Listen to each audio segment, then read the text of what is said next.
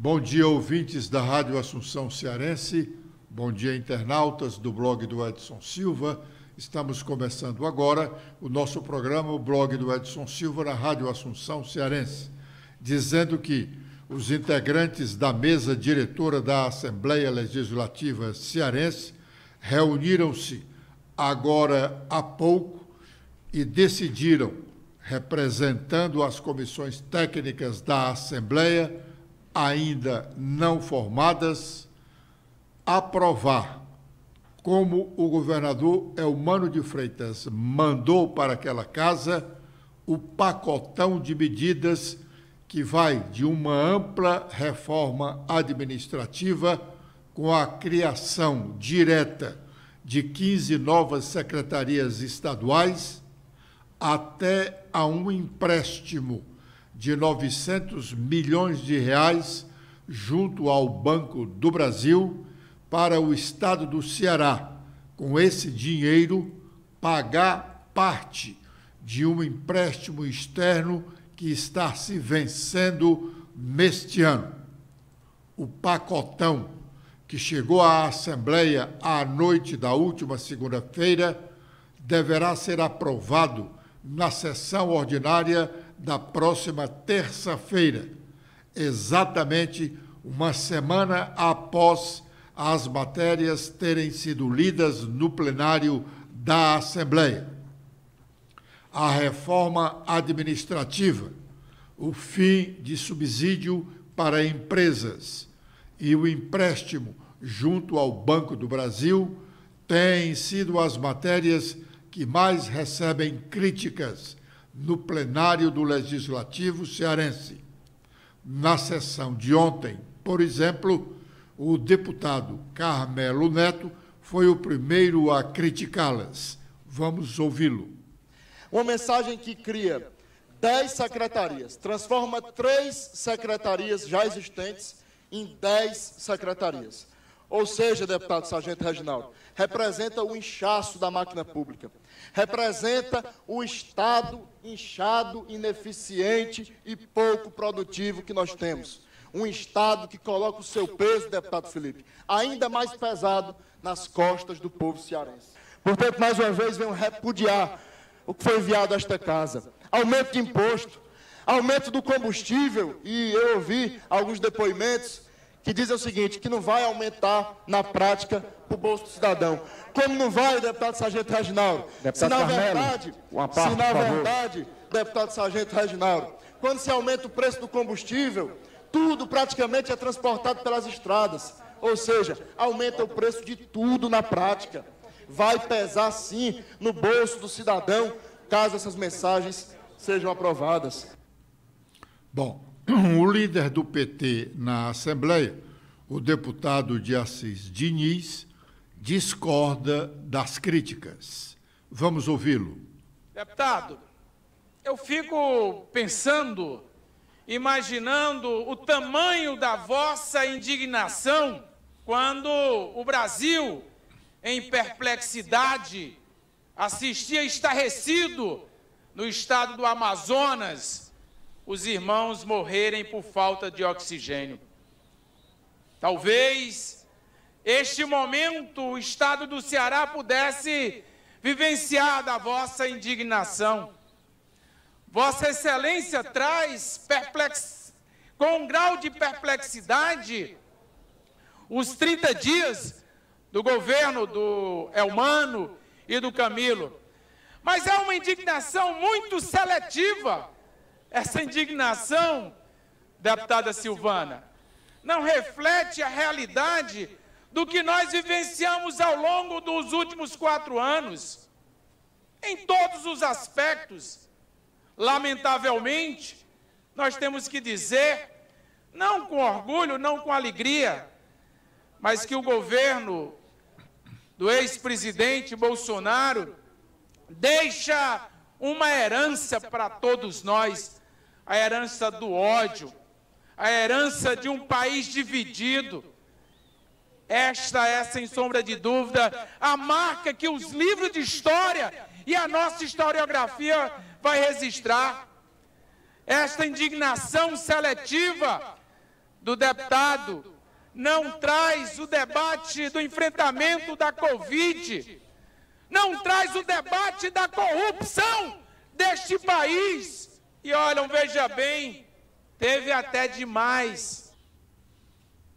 Bom, o plenário da Assembleia, ou no plenário da Assembleia, não está acontecendo a sessão ordinária, mas o plenário está movimentado porque acontece, neste momento, uma sessão solene em que o Legislativo cearense homenageia os representantes comerciais.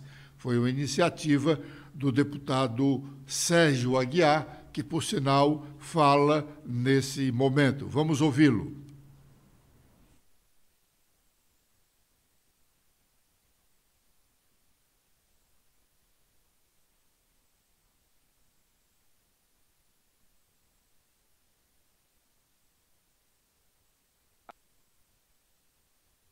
Sempre é diferente, principalmente por sermos resilientes e dispostos a lutar pelo bem-estar do nosso povo, principalmente na geração de emprego e renda. O dia 8 de fevereiro coincide com a instalação do Conselho Regional dos Representantes Comerciais no nosso estado do Ceará.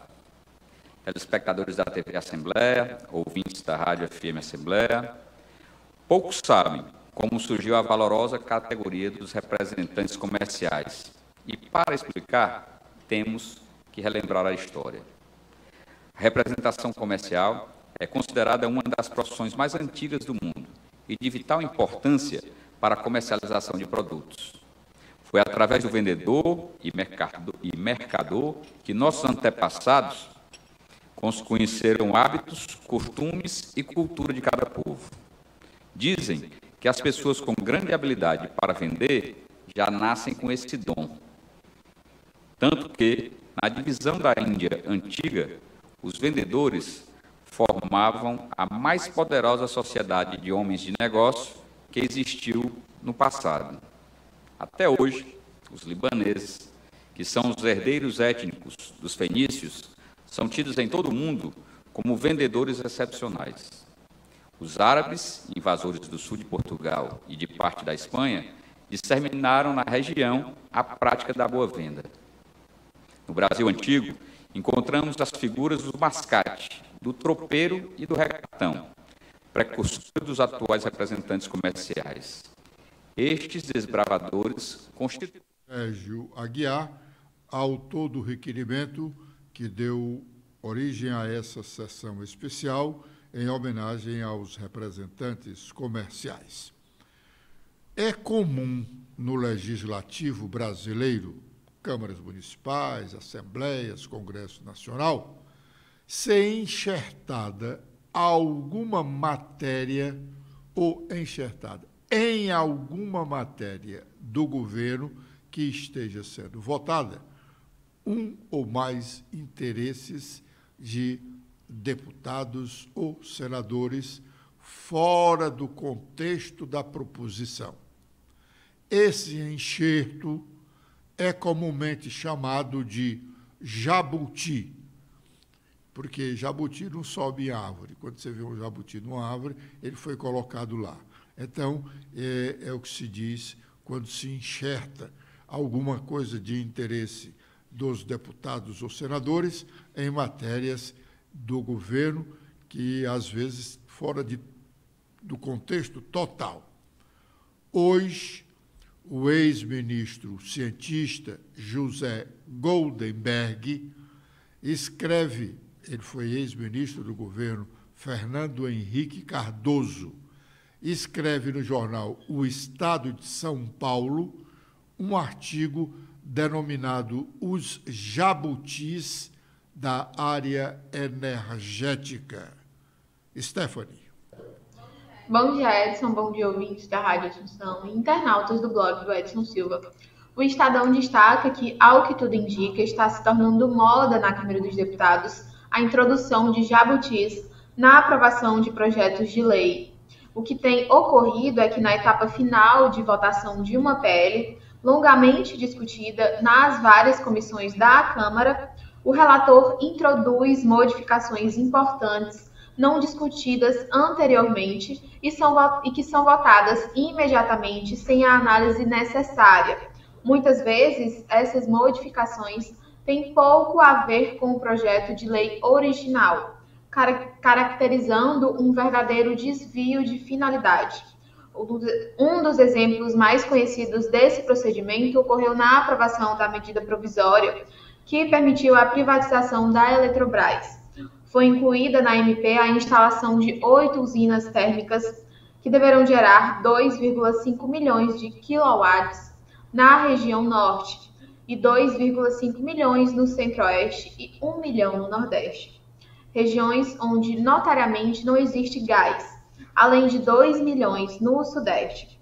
O governo deverá instalar ainda gasodutos para suprir as necessidades das usinas, 32 milhões de M3 por dia, um custo total estimado de 368 bilhões. Outro e mais recente desses jabutis acaba de ser adicionado ao projeto de lei número 2703 de 2022, votado pela Câmara dos Deputados em 6 de dezembro. O PL original estendia os prazos de inscrição que beneficiariam a micro e a mini geração distribuída, sobretudo usinas solares, isentando até 2045 de pagar pelo uso das linhas de transmissão e distribuição da energia elétrica excedente injetada no sistema. Coincidentemente, hoje, coincidentemente porque trata-se de energia, coincidentemente, hoje, o noticiário do Estado dá conta da decisão da Coelce de sair do mercado cearense, vendendo as ações da empresa para uma outra que queira continuar com a concessão da distribuição de energia elétrica nos 184 municípios do Ceará até o ano de 2028, portanto, daqui mais a 5 anos, quando termina o prazo de 30 anos da concessão que foi dada para a exploração pela empresa que passou a ser dona da Coelce, da venda de energia no Ceará. A Coelce foi oficialmente vendida em um dos governos de Tasso Gereissati em abril de 1998 a um consórcio de empresas de que não fazia parte a Enel. Esta comprou uma parte do consórcio alguns anos depois. Ela comprou uma parte do consórcio alguns anos depois e a empresa hoje, a Enel, Coelce, está sob a ameaça de uma comissão parlamentar de inquérito na Assembleia Legislativa Cearense, como aqui já falamos em vários outros programas, especialmente ontem, CPI, encabeçada pelo deputado estadual Fernando Santana, que já conseguiu 36 assinaturas dos seus colegas para a instalação dessa comissão de investigação, quando bastariam 12 assinaturas para a instalação da CPI. A Coelce foi investigada recentemente pelo Ministério Público Estadual e por uma comissão especial da Assembleia Legislativa. Ambos os relatórios concluíram que a empresa presta um serviço de má qualidade aos cearenses e defendem o cancelamento da concessão.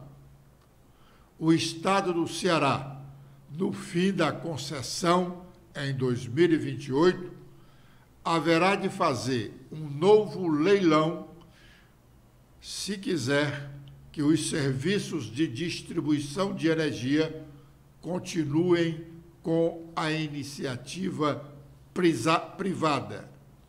A Coelce, antes de ser vendida, era uma empresa pública. Se alguém comprar o ativo da Coelce, só terá direito de explorar os serviços de distribuição de energia no estado do Ceará por mais 5 anos. Agora é o momento de sabermos quais as nossas manchetes. As manchetes do blog do Edson Silva. Letícia. Bom dia, Edson. Bom dia a todos que acompanham o nosso programa desta sexta-feira, ouvintes da Rádio Assunção Cearense e internautas do blog do Edson Silva. Com as atualizações de hoje, temos que a Comissão de Segurança Cidadã da Câmara de Fortaleza terá o vereador Guilherme Sena como presidente. A comissão tem a função de acompanhar, debater, discutir e sugerir algumas soluções para as problemáticas da segurança pública cidadã do município. Contando com a participação popular, ela também acompanha a elaboração de políticas e programas da área de segurança. Vereador propõe implementação de treinamento a profissionais públicos para o atendimento à pessoa autista. Márcio Martins relatou a dificuldade que crianças autistas têm em tirar o RG por conta da sensibilidade sensorial e ter que colocar o dedo para contabilizar a sua digital. Ele afirma que para alguns é uma tarefa absurda e eles se recusam a fazer. Sobre saúde feminina, o governo do Ceará inicia a distribuição de absorventes deste ano em escolas estaduais. A ação de 2023 tem o propósito de combater o impacto da pobreza menstrual no acesso escolar, evitando constrangimentos e o abandono escolar, além de minimizar risco de doenças. E o Supremo Tribunal Federal é acionado pelo presidente da República para que um novo decreto sobre alíquota do PIS e COFINS entre em vigor. Lula argumentou que uma norma de 2022 foi promulgada nos dias finais do governo anterior, sem comunicação à equipe de transição. E citou ainda uma significativa renúncia de receita com impacto orçamentário financeiro negativo, estimado pela Receita Federal em mais de 5 bilhões de reais neste ano. Com os destaques agora dos principais jornais brasileiros, iniciando pelo Estadão, temos em principal manchete sobre impostos. Entenda a decisão do Supremo que faz Pão de Açúcar, Embraer e outros grupos preverem perdas bilionárias. Para especialistas, a decisão da Corte de liberar a revisão de sentenças tributárias favoráveis às companhias vai gerar insegurança jurídica. Também temos sobre educação que a maioria do STF vota para derrubar a lei que proíbe linguagem neutra nas escolas. A decisão plena da Corte deve atingir leis semelhantes aprovadas em outros estados e municípios. Com os destaques agora do Globo, temos a principal manchete, a coluna de Lauro Jardim. Fala que o Brasil já tem o aval de outros países, membros e que Dilma vai mesmo presidir o Banco dos BRICS. A ex-presidente vai morar em Xangai e ficará à frente da instituição até o ano de 2025. Sobre os atos antidemocráticos do dia 8 de janeiro, Moraes autoriza a Polícia Federal a usar dados biométricos do Tribunal Superior Eleitoral para identificar golpistas. E a coluna de Bela Megali fala que a versão que Bolsonaro dá aos filhos sobre o retorno ao Brasil e sobre sua cidadania italiana. Com as últimas agora da Folha de São Paulo, temos em principal manchete que os Estados Unidos devem anunciar a entrada no Fundo Amazônico em comunicado do encontro de Joe Biden, presidente dos Estados Unidos, e do presidente Lula. Os presidentes se reúnem nesta sexta-feira à tarde para discutir ações contra a crise climática e extremismo e também sobre a guerra na Ucrânia. E também temos que o comando do Exército sob Bolsonaro vetou desocupação do quartel-general, afirma um policial militar preso. Bom, o deputado estadual Sargento Reginaldo, que por sinal será o nosso entrevistado daqui a pouco, às 12h40, na TV Otimista, fez uma publicação ontem no Instagram afirmando que o estado do Ceará está super endividado. Vamos ouvi-lo. Precisamos de 900 milhões. Foi o que o governo disse, mas eu vou aumentar a máquina pública. Aí disseram agora que não tem aumento de custo. Eu não vou conseguir entender jamais essa lógica. Não tem aumento de custo aumentando 10 secretarias. Esse secretariado vai trabalhar no voluntariado, só se for. Todas as assessorias desses deputados no voluntariado. Parabéns se conseguirem. Essa casa aprovou em dezembro um empréstimo em euro. Foram quase 3 bilhões de reais.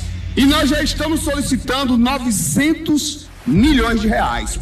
Hoje, o estado de Ceará paga só de juros bancários dia 2.240.000 reais. Só pelos empréstimos que foram feitos pelo governo Camilo. Isso dá 93 mil reais por hora. Imagine aí que bênção. Do início da sessão para cá, já foram aí quase 300 mil reais pagos só de juros bancários. E nós estamos pegando um novo empréstimo. E aí fica claro de entender quando chega uma proposta de aumento de uma alíquota de ICMS que o governador Camilo aumentou de 17 para 18 e agora o seu sucessor Elmano quer aumentar de 18 para 20. São 3 pontos percentuais. É o Ceará 3 vezes mais pobre. Bom, esses números são impressionantes. O Estado tem o dever de esclarecer isso, contestando ou justificando, porque se paga 2 milhões de reais de juros dos empréstimos externos por dia. É realmente uma quantia muito expressiva, sobretudo levando-se em consideração que os juros dos empréstimos externos, o percentual é relativamente muito pequeno em se comparando com os juros dos empréstimos internos. O Estado do Ceará, de juro desse empréstimo que será contraído junto ao Banco do Brasil, de 900 milhões de reais, ao final do contrato, poderá ter pago até uns 60% a mais só de juro, chegando a pagar 1,5 bilhão de reais no empréstimo de 900 milhões. A Fazenda Pública Estadual, o governo do Estado, tem o dever de dar explicações aos cearenses sobre esta acusação ou esta informação que nos dá o deputado estadual Sargento Reginaldo. A deputada estadual doutora Silvana ontem voltou a ocupar a tribuna da Assembleia Legislativa com a sua principal pauta de trabalho, a questão de gênero. Segundo ela, no pronunciamento de ontem, uma professora pública em sala de aula proferiu palavras vilipendiosas contra Jesus Cristo. Vamos ouvi-la. Tem uns 4 alunos evangélicos na turma. 3 deles pertencem à nossa igreja, a mesma igreja. Toda aula ele aproveita para afrontar os crentes, denegrindo a pessoa de Jesus ou querendo mostrar que Deus não existe. Isso é o que a mãe relatou. A foto foi feita praticamente em tempo real e transmitida para o grupo de oração daquela igreja. É gravíssimo. Você dizer que o professor pode colocar a frase que quiser contra quem para pensar Vamos pensar juntos agora, por que será que sempre esse mesmo professor utiliza a figura de... E isso nós vamos ter que provar. Nós vamos necessitar a prova cabal, com a letra dele está aqui, porque eu tenho a foto, já arquivei, para que não se apague mais da internet de forma alguma. Mas o depoimento dos pais será importante, o depoimento dos alunos, não de todos os alunos, que infelizmente a gente sabe que o professor tem sim o poder de influenciar na sala de aula, isso aí é um fato. Agora, infelizmente, quando você toca na fé, quando você vê pelo menos quatro alunos que se sentem agredidos repetidamente pela insistência de lutar contra Deus em sala de aula, isso aí não é filosofia. Isso aí é perseguição mesmo, clara. É perseguição à fé clara. É cristofobia clara.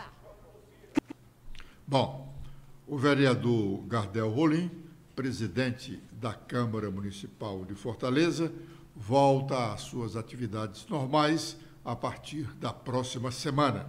Ele foi submetido a uma cirurgia ortopédica em razão de um acidente doméstico. O presidente da Câmara quer realmente instituir naquela Casa do Legislativo Municipal um debate entre a sociedade e os entes governamentais.